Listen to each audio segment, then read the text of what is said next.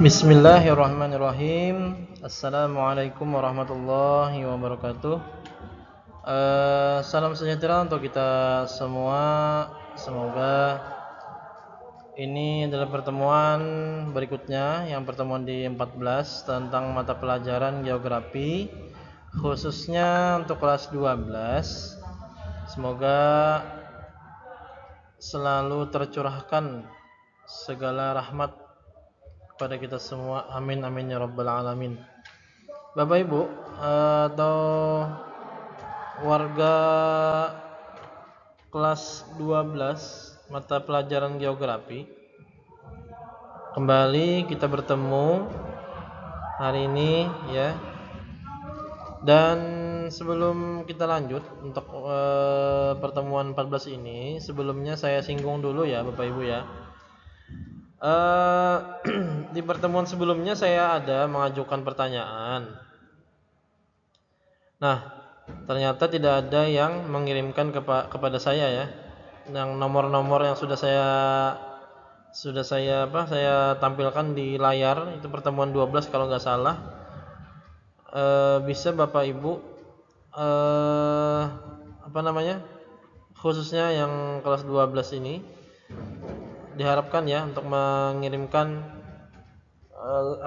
jawaban-jawaban yang sesuai dengan pertanyaan yang saya ajukan di pertemuan 12 kemarin rasanya. Jadi minta tolong ya Bapak Ibu, harapannya bisa segera untuk menyelesaikan, karena itu juga jawabannya juga ada di dalam pertemuan 12 itu juga. Jadi agak mudah untuk mengerjakan ya. Dan soalnya cuman kalau nggak salah 5 saja. Jadi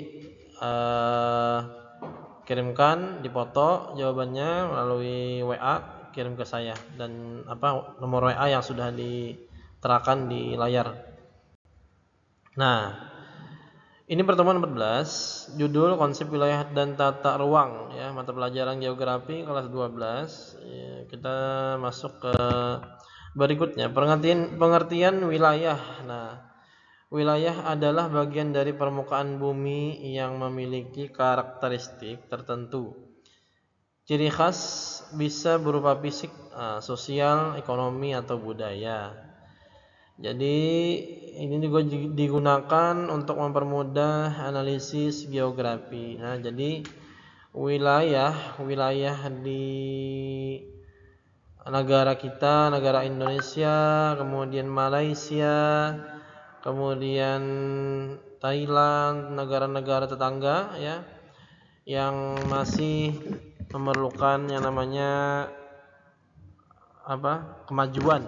Nah, yang seperti yang saya sampaikan sebelumnya, negara Indonesia, negara kita, negara yang masih berkembang, yang memerlukan kerjasama antara negara lain, antara negara yang maju ya, seperti Jepang, Cina, dan lain sebagainya. Nah, kemudian klasifikasi wilayah. Di sini ada wilayah formal atau homogen. Nah, di sini maksud homogen itu menyeluruh ya, Bapak Ibu. Wilayah fungsional nodal. Kemudian wilayah perencanaan administratif, wilayah persepsi vernakular. Nah, di sini klasifikasi bahwa ke wilayah-wilayah yang perlu dijangkau ya oleh negara kita. Kemudian wilayah formal memiliki kesamaan karakteristik ya, contoh wilayah iklim, wilayah pertanian, batas jelas berdasarkan data. Nah, begitu ya Bapak Ibu. Jadi ya, wilayah formal yang memiliki kesamaan tadi ya, salah satunya adalah contohnya daripada wilayah iklim. Iklim ini bermacam-macam ya, baik iklim tropis atau iklim non tropis. Nah, ada yang menyebutkan iklim ini ada iklim musim panas, musim hujan, musim dingin ya. Jadi memiliki kesamaan antara karakteristik wilayah yang formal. Kemudian wilayah fungsional terbentuk karena interaksi antara wilayah. Nah, jadi dalam satu negara antar wilayah ini terbentuk ya karena salah satunya adalah sosialisasi, interaksi, komunikasi di berbagai negara, dan di negara itu ada berbagai wilayah-wilayah yang fungsionalnya terbentuk daripada tadi ya, yang tiga tadi, interaksi tadi ya, kemudian sosialisasi dan komunikasi. Nah, jadi salah satunya adalah tiga tadi. Dalam fungsionalnya wilayah negara di satu negara ya Indonesia lah ya. Indonesia, kemudian Thailand dan juga Malaysia dan negara-negara tetangga kita. Nah, ada pusat kegiatan atau nada. Kemudian contohnya di sini kota dan daerah interland. Oke.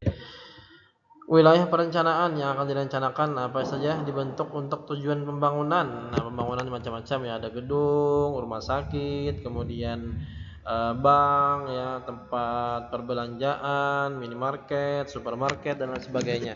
Yang bentuk-bentuk pembangunan yang besar-besar seperti itu ya, sekolah, tempat pendidikan ya. Bersifat administratif. Kemudian contoh provinsi atau kabupaten yang ada di negara kita ya. Ya, salah satunya di daerah kabupaten kita ini daerah Gambut. Nah, Gambut ini Kabupaten Banjar. Apa saja yang bisa dibangun di daerah Gambut ini ya, akan direncanakan oleh aparat ataupun oleh pemerintah ya, pemerintah dari kabupaten tersebut. Misalkan tadi yang membuat rumah sakit dan lain sebagainya.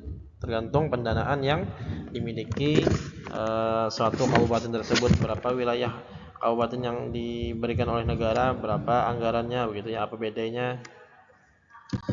Kemudian konsep tata ruang. Tata ruang adalah pengaturan penggunaan ruang, bertujuan menciptakan keseimbangan lingkungan, mengatur hubungan manusia dan lingkungan. Jadi konsepnya ini untuk tiga ini, untuk menata ruang lebih rapi ya, kemudian bisa dipakai dengan baik.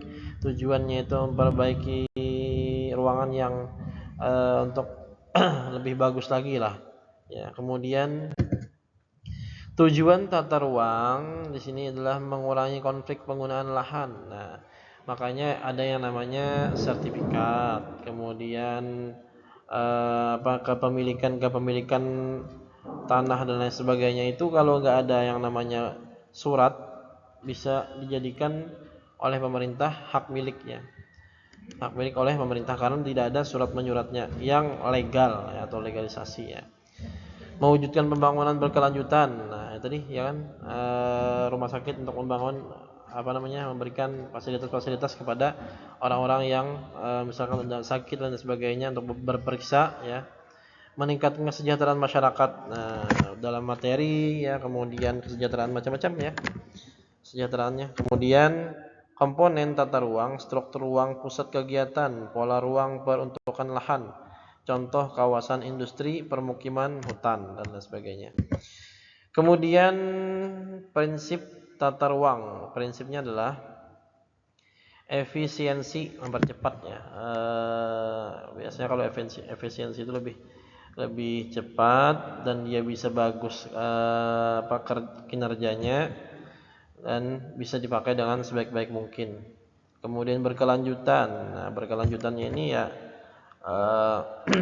bisa dijangkau berapa tahun gitu kan. Misalkan 3, 4 sampai 5 tahun dan bisa juga lebih dari 10 tahun. Keadilan. Untuk memberikan keadilan kepada yang memiliki salah satunya tadi surat menyurat tentang ruang-ruang yang seperti tanah ya.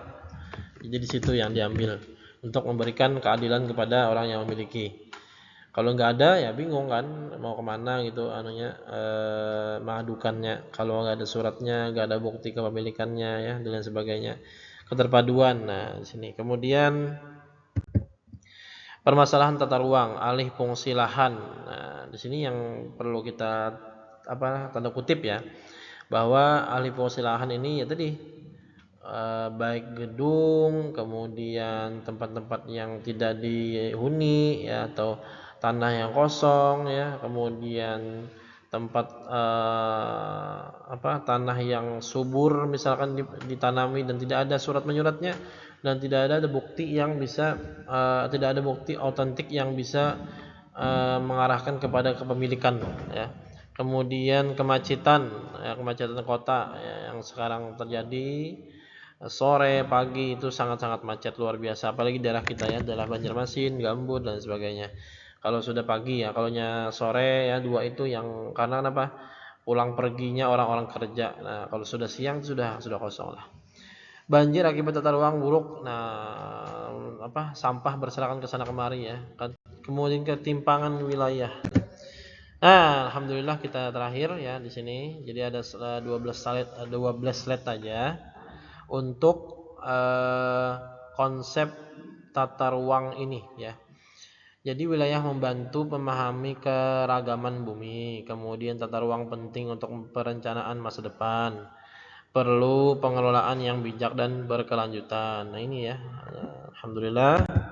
Terima kasih telah menonton dan telah memperhatikan, dan harapannya ya yang jadi tugas kemarin dikirimkan ke WA yang saya tampilkan di slide yang di pertemuan 12.